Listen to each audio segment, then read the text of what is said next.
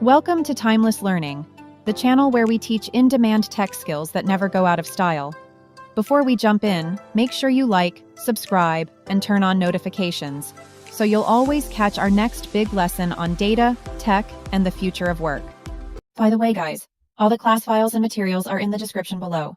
If you don't see them there, just check the comments section. I've dropped the links there too. Now we are about to look at a ton of different visualizations.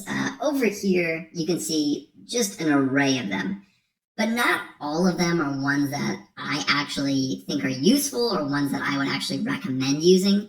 And so I'm going to take you through some of the ones that I absolutely think are worth learning and using and trying out. And I'm just going to kind of just show you how I might use them, how they might look, how I can navigate them a little bit. Now, before we do that, we do need to go download one data set. It's this Starbucks location worldwide. Yes, we're going to do a little bit of longitude, latitude here. And all we have to do is click this downloads button and it will download. We're going to do that into downloads. We'll save that. Yeah, I've already done that, but I'm doing this with you guys. I'm doing it for you. So let's go to our downloads. Now we have here, we want to come in here. We're going to copy it, or you can cut it. And then we're going to paste it here.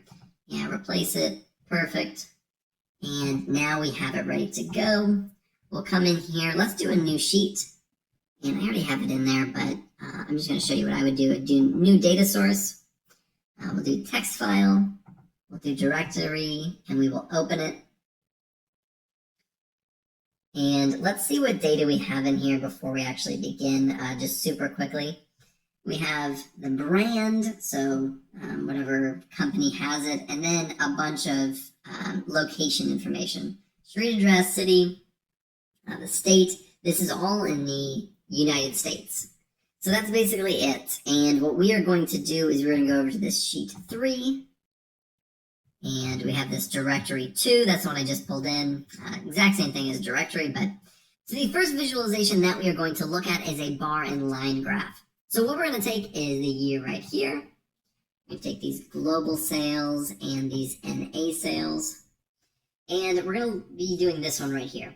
So this has a combination of two separate types of visualizations. So sometimes you just have a line, sometimes you just have these bar graphs or these bar charts, and we're combining the two, and it's very nice. I like how this looks.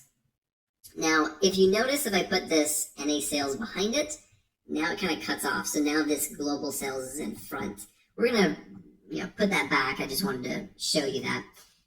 Right here, there's all some of global sales, some of NA sales. So if we go into this all, we click this drop down. We can change it to a line. We can change it basically whenever we want. I just hit Control Z to reverse that. But what we can do is we can go in here and we can change this color. And let's see if we can just make it red. Is that possible? See what I did? I made it orange. That works for me. Just something to stick out a little bit more. Choose whatever color you want. And this is a really nice visualization. This is one that I have used in the past. We're looking at global sales versus the NA sales, and so it's very easy to see the distinction between the two and how one was doing a specific year versus how the other one was doing in that same year. And so I really like this. If you want to do something like keeping it consistent, you can do 2 bars. I don't really like this one as much, and you can really change it up. There's lots of different ones that you can do. Again, I prefer the line, but, do whatever you think is best. I'm going to change it back because this is not how I want to keep it. But there you go. So that is the first one that we are going to look at. Let's move on to the second one, and we actually will be using our Starbucks data here. Now, when you bring in data that has any type of map or address or postal code or things like that, or country, it's typically going to create this latitude and longitude. It's going to generate that. Now, what we want to do is bring this longitude right up here and this latitude right there. And if you do the show me right now, it's giving us this. But what we want to do is add what we're looking for. So what will we actually be trying to search for on this map? You can do anything from like a postal code. and it will drag us right here. Let's come over to this. This allows us to kind of scroll around a little bit. We're going to mess around with this one for just a little bit. And let me see if I can. That's nice. That might be too big. Let me back up one. So, at least in the continental US, a little bit down here, these are the postal codes. So right now we're looking at postcodes. And there are a lot that you can do with this, really. Color will make almost no difference. It just becomes this mess. So you don't typically want to do something like that, at least not for this. Let's go to size, and if we make it really small, you can kind of see these groupings, these pairings, typically of like larger cities or major metropolitan areas. And so you can do this, and it's really, really easy. I don't recommend labeling this. I don't even know if it'll do it. It would be an absolute mess to try to label all these postcodes. But let's bring this out, and let's bring these state and provinces in. Now, right now, we have these little tiny dots on here. And I think what we want to do is not increase the size, but over here, we want to actually do this and make it a map.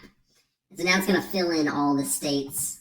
We can, why not? We'll add some color here. But we can, it has it numbered. I didn't think they were numbered. Oh, that's interesting. I haven't seen that. I didn't look at that before. I was just found that interesting. But now we can see what states Starbucks is in. And as you can see, they're in all 50 states. But it's something interesting to look at, to think about. Now, if we go right up here, we can again choose a different type, and we're going to go to the density.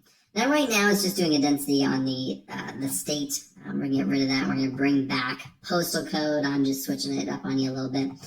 And you can do it as small or as big as you'd like. I like to do somewhere in the middle. Probably right about there's fine. I don't think it's going to make sense to really add any color here. Again, all these postal codes are different, so it's just going to be complete mishmash. But this is kind of how you can use a density map. And you can do this with countries. You can do this with postal codes. You can do this with any type of kind of like address or location-based data. So that is how you can use a map. Again, there's lots of different ways to use a map. And so I'm not going to show you every single way, but in a really brief way, this is how you can use a map to actually visualize your data that does have location-based information in it. So let's go over to sheet 3, and this data that we have over here, it just allows for a lot of different types of visualizations. So we're going to use this one. And there are lots of other ones that you might see out there, like this one right here. We obviously wouldn't be using this. We might do something like this, change the label, and maybe add, why are both of these in here? Let's get rid of this. Oops, that's not what I meant. Let's actually add that. Let's do the sum of global sales, and we'll just make that into a label as well. So what you can do with these and how you're able to use them and visualize them, again, these are not, you'll see these often, but these are not often ones that I would recommend you use. That's very similar to these packed bubbles. You can add these global sales in here again, add the label. It just, it sometimes is not as straightforward, the information that it's trying to tell you, right? You kind of have to search for it a little bit. You kind of have to look around. But you can find some good visualizations in here for very specific types of data. And so these are just ones to consider. One that you'll see all the time is this guy right here.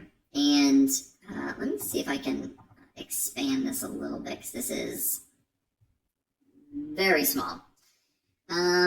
Let's see. I have this, I just want global sales. And let's label that. The size.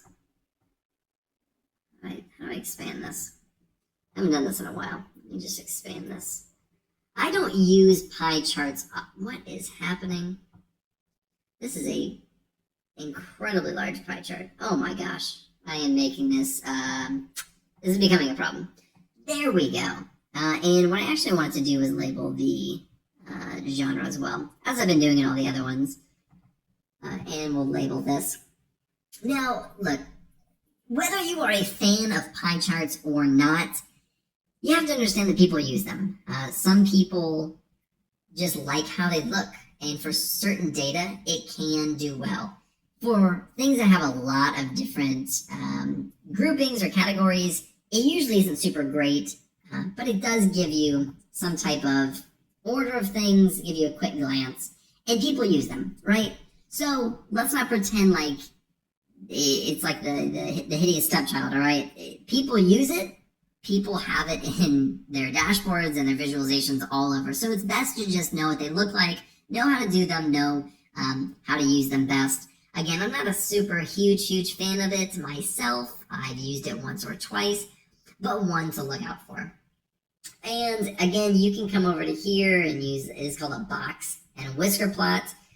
It's good for these large distributions. This is like the median, upper, lower. I don't use these a lot, but I know a lot of people who love them. Something to just look at and consider, mess around with it a little bit. It's pretty, I think, straightforward. And it does give you some good insight into your data if you know how to use it. Now there is one last one that I want to show you. I'm just going to create it on a new sheet, make it easy. We'll do year here. We'll do sum of, let's do NA sales. Why not? And we're going to make this like this. Now it's very similar to a line chart, but when we break it out by the genre and we add some color, it's just a different way to visualize this information. You can, potentially add some stuff in here, like some labels if you want to, depending on how it looks for you. But this is just another way to visualize the data. So wanting to give you guys some options, wanting to give you some things that you might want to look at if you haven't already used these before. These are ones, every single one that I've shown you are ones that I've at least used once. This one I maybe have literally only used once. But the first ones that I showed you, the ones I pointed out as the ones that I really wanted you to know, are great visualizations to learn how to use and learn how to make useful for the data that you have. With that being said, that is all that we are looking at in this video. Again, I've tried to keep it super easy. Just wanted to show you some different visualizations, the data that you can use to get those visualizations, and just some other options in case you wanted to get a little bit spontaneous, a little bit out there, a little bit funky to show your boss or something like that. Thank you guys so much for watching. I really appreciate it. If you like this video, be sure to like and subscribe below, and I will see you in the next video. Thanks for watching. If you found this helpful, please like, comment, and share this video with someone who's learning too. Don't forget to subscribe and tap the bell icon so you never miss another skill-packed lesson from Timeless Learning. Remember, the best investment you can make is in your own knowledge. Keep learning because growth is timeless.